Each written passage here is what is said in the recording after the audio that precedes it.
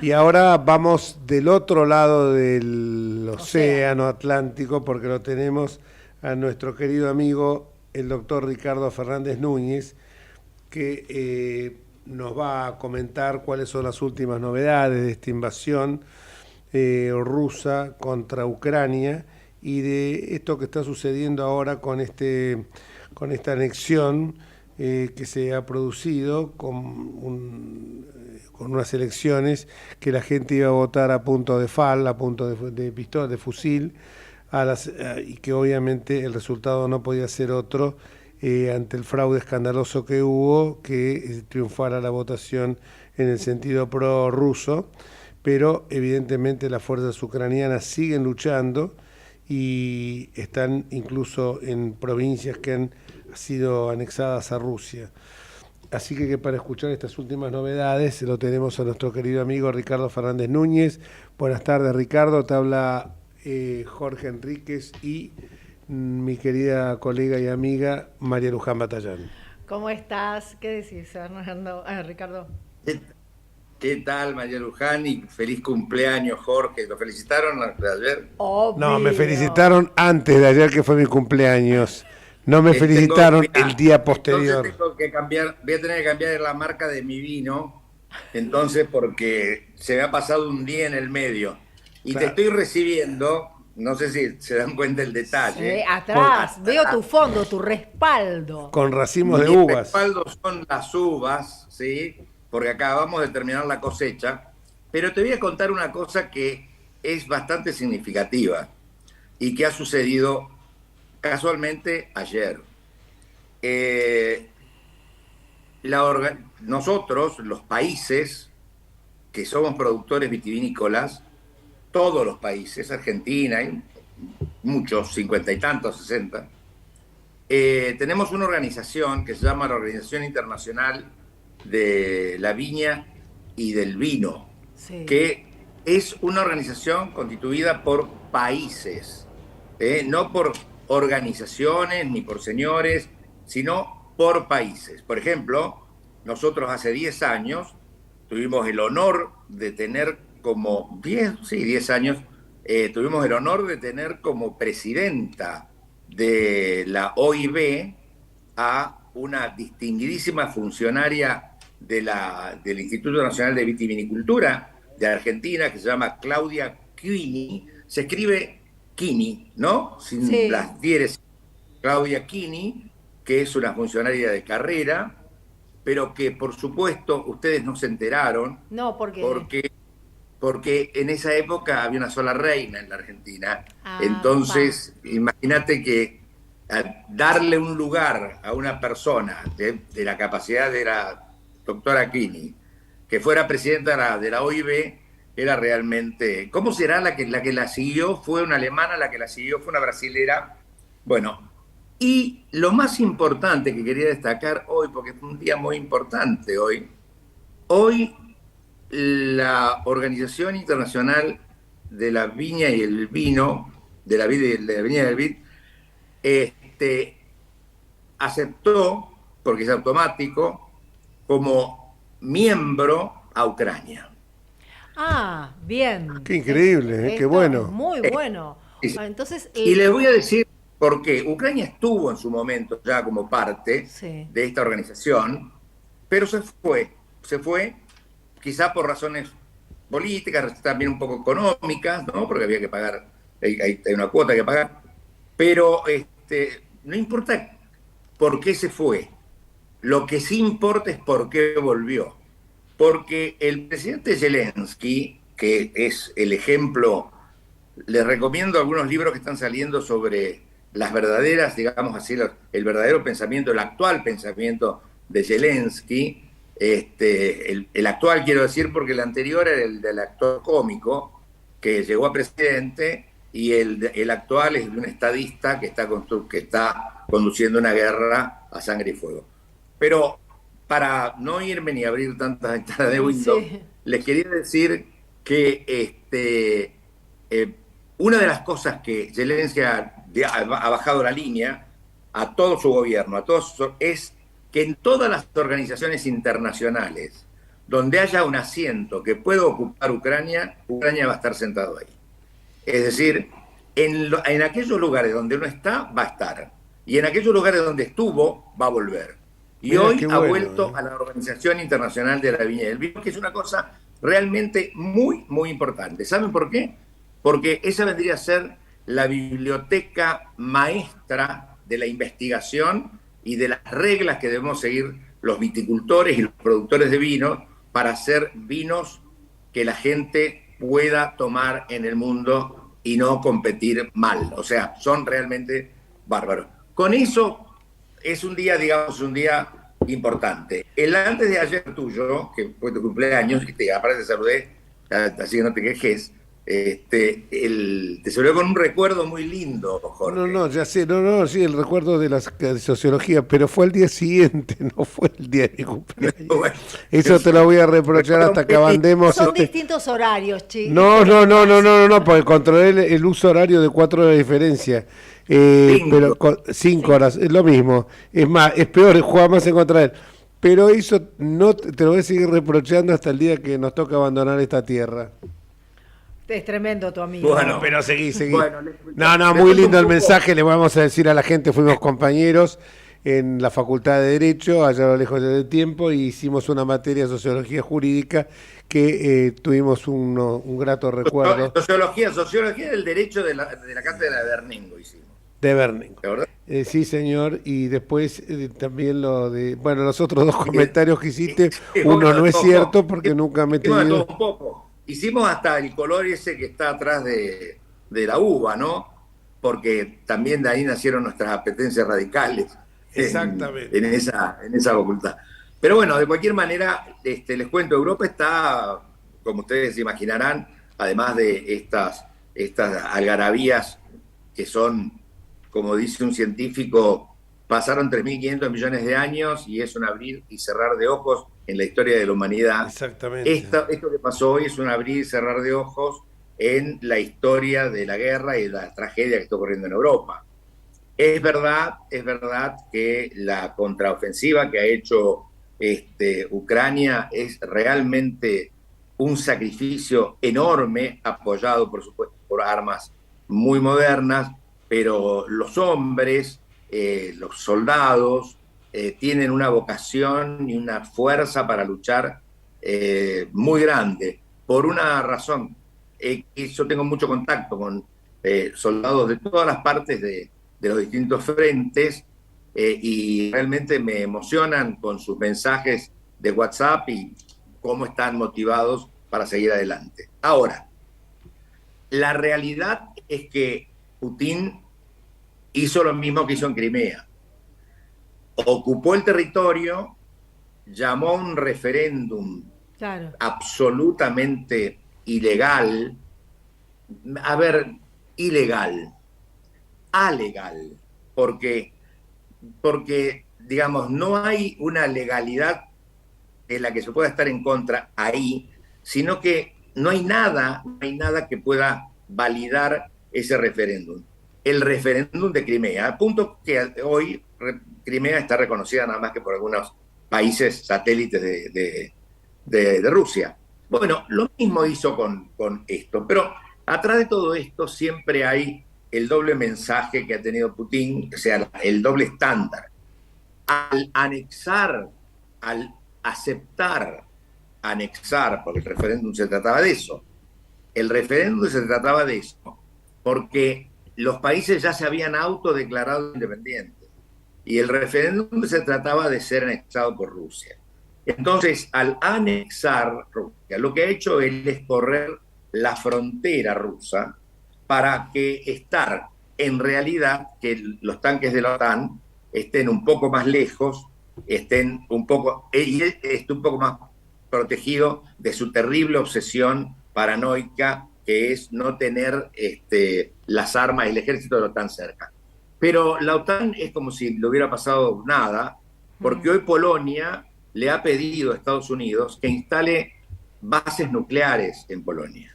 Es decir, nosotros no nos damos cuenta, pero todos los días y a cada rato estamos oliendo no a pólvora, estamos oliendo a botón. Claro. Hoy, Ricardo, vamos a sí, hacer lo siguiente, vamos a hacer un pequeño corte que nos pide la radio y seguimos con vos porque es muy interesante lo que estás diciendo y esto de el botón este es lo que creo que nos preocupa a todos porque las consecuencias las vamos a pagar todos. Nos vamos a una pausa, enseguida volvemos. Siendo las 17:37 minutos, continuamos dialogando con Ricardo Fernández Núñez que recién nos decía, ¿no? Algo pero muy preocupante que tiene que ver con ese botón rojo que siempre estamos pensando, teniendo en cuenta las actitudes que está teniendo Putin por un lado, por otro lado, lo que acaba de decirnos respecto de Estados Unidos y la invitación por parte de Polonia respecto de bases allí en ese país y, bueno, lo que venía ahora, ¿no? La OTAN, ¿qué rol está cumpliendo? ¿Está la OTAN? ¿Está o no está? bueno, digamos, el conjunto de los países ha sido mucho más que la OTAN. La OTAN estaba dormida, ya era una especie de ejército de la paz, mandaba contingentes a neutralizar territorios para que no se pelearan, y este sacudón hizo que los ejércitos de los países la renovaran a la OTAN. Es decir, la OTAN hoy vendría a ser una administradora de las armas que proveen todos los países, pero los países tienen una gran autonomía, se coordinan entre sí. Gran Bretaña está cumpliendo un papel preponderante en esta guerra, igual que Estados Unidos. Todo lo que ustedes están viendo se está viendo se está haciendo gracias a la inteligencia que han desplegado las grandes potencias. Pero quiero referirme a algunos signos muy serios de este señor, que este señor no es este señor solamente, este señor es un régimen. Claro. Este señor es un régimen y si mañana deciden que conviene sacarlo, lo van a sacar y van a poner otro igual a él.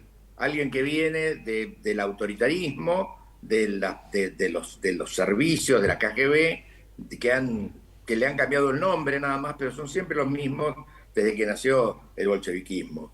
Entonces, tenemos que tener en cuenta esto. Es muy fácil decirlo, pero es muy difícil pensarlo. Putin o el régimen está dando pasos concretos para demostrar que es capaz de utilizar armas nucleares. Hoy, mientras Polonia le pedía a Estados Unidos que instale en donde tiene ya misiles, que instale misiles atómicos, porque en Polonia hay bases de misiles que apuntan hacia ese sector del este y los quieren cambiar por misiles atómicos, cabezas nucleares. Putin contestó, ahora que puede, porque está dentro del Estado ruso, hoy expropió Zaporozhia, la planta nuclear. Sí. La Es una de las expropió. plantas nucleares más grandes de Europa, ¿no? No, es la segunda más grande, es la segunda más grande del mundo, la primera de Europa, pero además está manejada por adentro, los técnicos son ucranianos. Lo que tiene afuera son soldados rusos, pero no hay nadie que conozca esa planta y que la pueda manejar y que la pueda tener. Salvo los si no ucranianos que están adentro.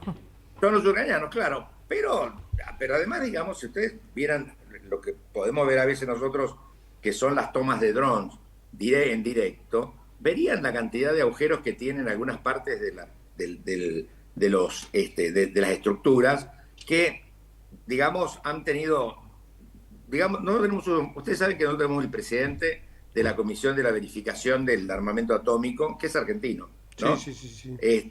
Y estuvo hace muy poco tiempo y dijo que la situación era gravísima. Y cuando nosotros, siempre en España, yo le digo a mi gente, antes de empezar una reunión, le digo, miren, recuerden ustedes que nosotros hablamos el mismo idioma, pero distinto lenguaje, ¿sí? O sea, uno puede hablar en castellano, pero decir palabras que acá no se usan y pueden caer mal. Pero cuando habla un argentino y dice, esto está gravísimo, esto está al borde de, es porque la gravedad realmente es apabullante. Si no pasa nada con Zaporozhye, van a tener que, van a tener que definir qué van a hacer. Realmente las alternativas no son muchas. Hoy, por primera vez, después del plebiscito, después del referéndum ayer, después de los resultados, imagínense que el resultado era 99,9% y un voto anulado, por ejemplo, ¿no? O sea, era, sí, claro, digamos, es una farsa. Un fraude total. Pero anteayer, Putin se dirigió al país y dijo, bueno, ahora que hemos logrado liberar los países que estaban siendo sometidos por los nazis ucranianos, creo que llegó el momento llegó el momento que podemos empezar a sentarnos a conversar. A ver, no lo dijo el cabo Yusifov, lo dijo Putin. Y lo que está sucediendo es que los están corriendo poco a poco de los lugares que tenían tomados. Hoy prácticamente en Lugansk, en la provincia de Lugansk, no hay tropas rusas. Bueno, no las hay. Esto es importante. Eso es justamente sí lo que te queríamos preguntar ahora, pues ya te anticipaste la respuesta, me parece excelente. Eso es importante porque Lugansk y Donetsk, creo que era la otra. La región Lugansk, Donetsk, la zona del que Donbass va por el sur hasta Moldavia, ¿no? Que pasa por Odessa, que todavía están libres. Y vos sabés que, claro, yo cuando vi eso dije, bueno, esto es alentador totalmente. Y cuando veo las ganas que tiene de pelear de Zelensky y veo el apoyo que empieza a recibir ahora, porque claro, no es broma que este señor haya mostrado la capacidad demoledora que tiene el submarino atómico. Entonces ahora me parece que la preocupación abarca a todo el mundo, incluso creo que hasta a nosotros nos abarca, ¿no? Pero, Jorge, uno de los grandes problemas que tiene en este momento Rusia es que la población que pelea no quiere esta guerra. Quiere ir. Yo justamente estábamos leyendo días atrás respecto de ese tema y bueno, algo gravísimo que sucedió con un rapero ruso que se suicidó justamente, que esto es, los raperos son los que ahora contienen a toda la juventud y digamos lo que era en otras épocas, lo que fue en los 70, 60, 70, las marchas de protesta y demás. Ahora el rap es el que se queda con toda esa sustancia de los jóvenes, de la crítica y demás. Y esta acción de un pibe joven en esas circunstancias lo miran y lo graban mucho los jóvenes. Yo no creo que en estos momentos ningún joven, por más que adhiera al régimen, tenga muchas ganas de decir, bueno, sí, voy a pelear por mi patria, después de esta cosa que puede llegar a parecer insignificante, más allá de una vida humana, pero digamos a nivel macro, insignificante, tuvo una fuerza entre los jóvenes muchísimo más intensa de lo que nosotros podemos llegar a imaginar. Bueno, acuérdense de los bonzos, Sí. En su momento cambiaron la cultura, cambiaron el devenir político de un gran sector de la sociedad asiática, cuando se incendiaban frente a las embajadas, etcétera, etcétera. La actitud de la gente joven en Rusia es gente que ha sido capacitada y hoy por hoy están haciendo levas que afectan a los más pobres y digámoslo para no quiero ser digamos estigmatizante, no quiero decir pesadas, pero para los más poco educados, a los menos educados y a los más pobres, que son en las zonas de la Siberia y mucho más allá, son los que están siendo capturados. Ahora, hay cientos de miles que se han ido por las fronteras posibles al exterior en apenas 7 días, en 8 días. Se han ido cientos de miles y nadie los ha parado. No los ha parado ni siquiera la inmigración rusa. Claro. Es decir, que tienen el derecho de parar porque ya rige la ley que no pueden salir del país aquellos que tienen entre 18 y 65 años. Claro. ¿Cuál es la esperanza? Vamos cerrando, chicos, porque no. Lo que yo No, vos terminás con la esperanza y yo te hago una pregunta después. Bueno, pero digo, la esperanza es que se sienten a negociar. La esperanza es esa, que se sienten a negociar. Porque si no, lo que viene va a ser terrible. Alguien dijo que, o nada, muchos dijeron que ya empezó la tercera, cuarta guerra mundial, según cómo se mide la historia, pero la realidad es que lo único que falta acá en esta escalada es o sentarse o pasar a las armas mayores. Y pasar a las armas mayores se habla realmente de que Putin tiene las posibilidades de hacer una guerra química y si hace una guerra química, esto puede ser tan desastroso como una guerra atómica, ¿no? El futuro vos lo ves, entonces, si no hay diálogo, apocalíptico. Pero yo pregunto, ¿es posible dialogar con una persona que primero te ocupa los territorios, te hace una elección absolutamente amañada? Porque lo dijo claramente Zelensky, yo no voy a sentar a negociar, no quiere hacer nada, porque además la negociación para Putin es más o menos la misma negociación que quería hacer Cristina con nosotros, la rendición incondicional, la imposición de las condiciones. Entonces yo digo, vale la pena seguir, porque acá muchas veces vos decís, me siento a dialogar, es un poco, uno tiene el recuerdo de Chamberlain en la Segunda Guerra Mundial, si vos te humillás para evitar la guerra, dicho en términos de aquel momento, vas a sufrir primero la humillación y después la guerra, o sea que todo va a ser inevitable. Eso es el gran dilema que hoy debe existir en el mundo, sobre todo porque Zelensky piensa como pensaría yo, que me sentar a negociar con este tipo, y bueno, si quiere, también, ojo, que no es gratis, si viene eso de, si vamos a un escenario de guerra química, guerra nuclear, no es gratis eso, porque también va a repercutir en la población rusa, porque el mundo, viste, no es, se queman está globalizado, claro, y todos vamos a sentirlo. Mientras se quemaban los esteros en Corrientes, en Entre Ríos, o hace poco en Rosario, todo estaba fabuloso acá, pero cuando nos empezó a llegar el polvo acá, el humo, claro, seguro, decimos, o sea que no es que estamos en compartimentos estancos, ¿no? No, desde ya que no, pero me parece que cae el rol respecto de que Zelensky se siente a negociar con Rusia, lo va a tener la Unión Europea en poder de alguna manera hacer que Zelensky, más allá que diga que no, sí sentarse, porque el perjudicar va a ser toda Europa, toda la Unión Europea, todo el continente europeo. Bueno, no, pero digamos, esta guerra afecta a todo el mundo. Después le podemos dedicar 3 minutos a quién está afectando y cómo está afectando. Pero de cualquier manera, hay hay dos palabras que hoy tienen distinto significado. Una es dialogar y otra es negociar. Dialogar es empezar a hablarse entre sí, dos partes que están enfrentadas y que no se hablan entre sí y pueden llegar a dialogar. Eso generaría una distensión mundial y posiblemente un cese del fuego. Negociar es ver cómo se termina esto y qué se hace con los territorios ocupados y qué se hace con los territorios invadidos, etcétera, etcétera, etcétera. Y además, atrás de todo esto, ¿quién pone la plata para reconstruir todo? Porque esto no es menor tampoco, Esto no es menor. Miles de millones de euros. Cientos de miles de millones de euros. Cientos de miles de millones de euros. Bueno, ¿cómo está afectando esto a todo el mundo? Primero lo afecta económicamente. Europa es...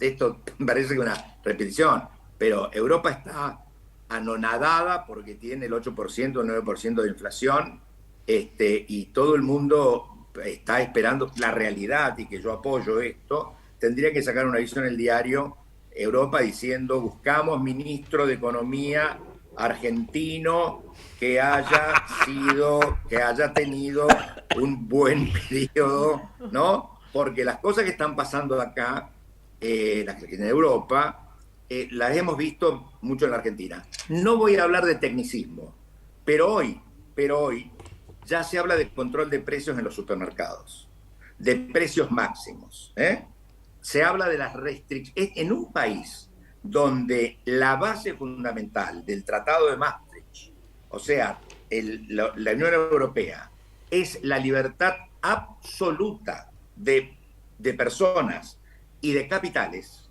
y de libertades, por supuesto, la libertad absoluta. Hoy, hablar de que van a empezar a restringir el tráfico o la mano de obra o comprar un país al otro, significa que van a tomar medidas intervencionistas.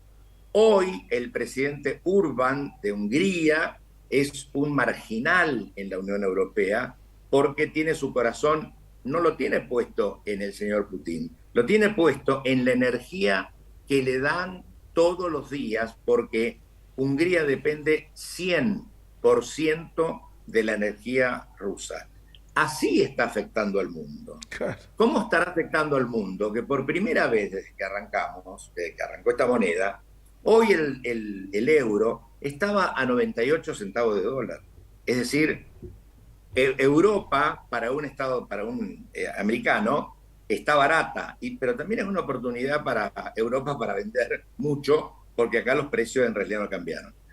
Yo que soy surfista de la inflación y de la hiper, no me preocupan los papeles que llegan a mis empresas, pero se los puedo mandar un día, lo podemos mostrar.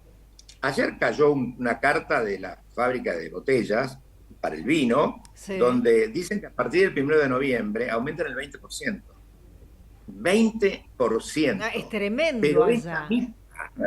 Pero esta misma gente aumentó el 14% en marzo y el 14% en noviembre. Entonces, ¿esto cómo se llama? ¿Cómo se le llama? Bueno, lo que necesitan son instrumentos financieros. Aunque parezca mentira, acá no es que haya inflación porque sobra el dinero como en la Argentina. Es decir, en la Argentina hay inflación porque no hay una referencia, está instalada la famosa huida del dinero, claro, digamos, ¿no? O sea, la gente se va, compra todo, cualquier cosa que tenga un valor que pueda solidificarse, no hablemos del dólar, hablemos de cualquier otra cosa, la gente va a ir corriendo y lo va a comprar. Pero acá, el costado más débil que ha tenido la economía, primero ha sido el parate de la pandemia, ¿sí? Y después, inmediatamente, un arranque muy caliente del consumo frente a una industria que no estaba en condiciones de recuperarse inmediatamente. Por eso se demoraban las entregas, había pocas cosas. Eso generó las condiciones para que el golpe mortal se lo diera la energía. Hoy la energía es el bien más caro, que tiene Europa. Hoy la energía. Y hoy nosotros, digamos, a lo mejor fuimos pioneros en algunas cosas que se nos ocurrieron, pero lo hicimos por otra razón. Nosotros tenemos nuestras bodegas, tienen parques solares y se abastecen de energía solar, pero es porque son ecológicas, trabajan con un sistema de respeto hacia el ecosistema muy grande. Pero hoy nosotros estaríamos pagando fortunas. Claro. No la estamos pagando, estaríamos pagando fortunas. Bueno, yo no tengo que trasladar esos precios a la gente, pero los que no tienen eso y le tienen que pagar a las grandes empresas eléctricas $350 el megavatio, ¿no? Que no sé lo que es, pero imagínense que es una locura. Es como si te cayera a vos en tu casa la factura del departamento, te cae un departamento de 200 metros o de 100 metros, te cae una factura de 35.000 pesos de luz, ¿no? Es decir, digamos, es un poquito, esa es la proporción con la que están trabajando las industrias. Hay industrias, estuve antes de ayer en un acto de una asociación política, donde le preguntamos a una señora, porque se hizo en un lugar donde se come, le preguntamos a una señora, ¿por qué no abría los lunes y martes? Y dijo, no abro los lunes y martes por la luz. Claro. Porque tenemos retracción en el consumo, ¿sí? Y aumento en los bienes. O sea, esa famosa estanflación de la que tanto se ha hablado, ¿no? Y fíjense cómo empieza el cuento. Empiezan a cerrar los negocios, empiezan a cerrar lunes y martes porque no les alcanza lo que recaudan para pagar la luz.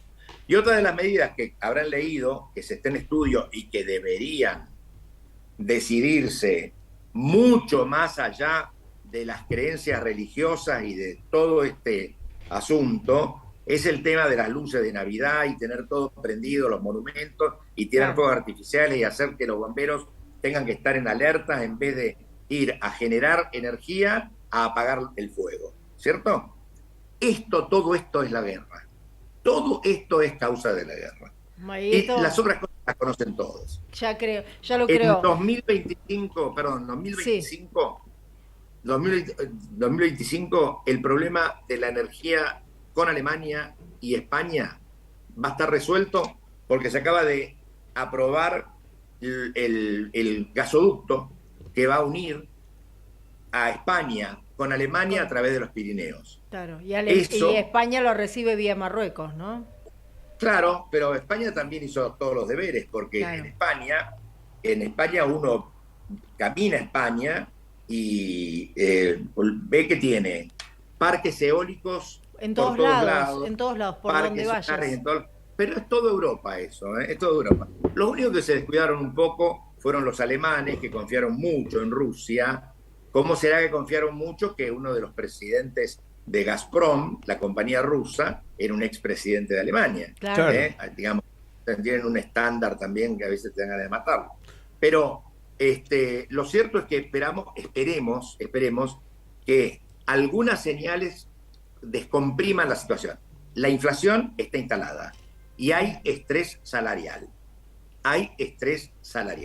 No el estrés de este conflicto de los neumáticos que pasó en nuestro país. Pero claro, pero existe, no el estrés también. Esto que a una huelga le responde con un lockdown, ¿no? Claro. O sea, a ver, digamos, ahí estuvimos a punto de tener un conflicto, pero sí, créanme que hay estrés, y nosotros ya estamos, por supuesto ya lo hemos hecho antes, pero hay que aumentar los sueldos para que alcance a la canasta familiar. Muchísimas gracias, Ricardo, porque abordaste todos los temas, tanto el energético como el tema de la economía.